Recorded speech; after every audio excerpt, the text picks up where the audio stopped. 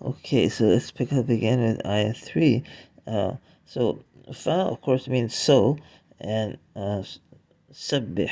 So, again, as we had discussed in Surah Al-Fatiha, what you do in order to make it in order to make a verb command tense, you just simply uh, take the present tense and you eliminate the subject pronoun from the front, and you add a sukoon on the last mnemonic.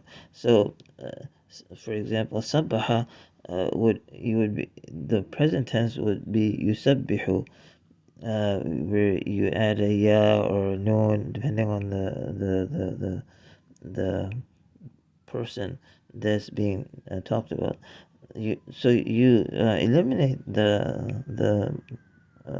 the pronoun from the beginning, yusabbih ya, and uh, you put a sukoon on the last mnemonic. So so you just say sabbih, uh, uh, um, glorify. So glorify bihamdi rabbika. So this is a possessive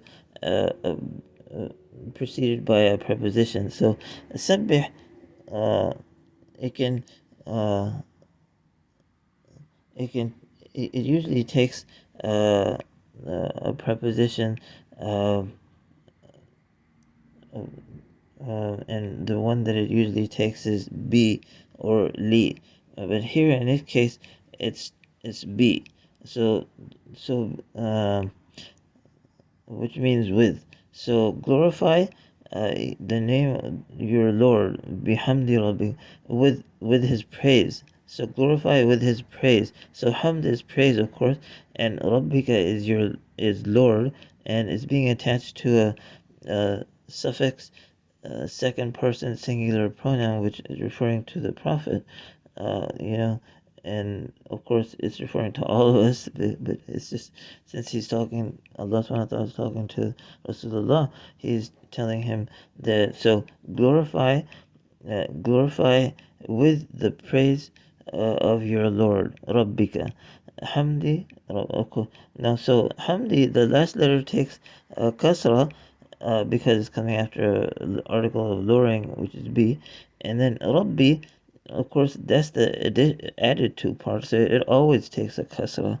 So, Rabbika, and then ka is, of course, the second person singular pronoun, and then the rest of it is wastaghfirhu, and seek His forgiveness, uh, and and then istaghfara comes from it's a form 10 of the root ghafara, ghain fa ra. Ghafara, of course, means to forgive, and istaghfara is the form 10, which is to ask for forgiveness. So the form 10 is like it has the general meaning of asking or seeking or trying to do something.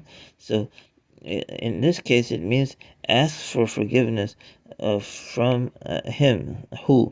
So it's being attached to the suffix singular third person pronoun referring to Allah. So ask forgiveness from him.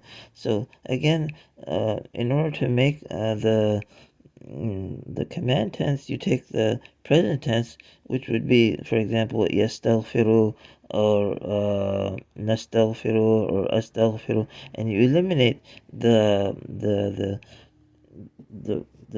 pronoun from the front, and uh, and you add hamza. In this case, you add a hamza, whereas in the case of some of the verbs, you don't add a hamza.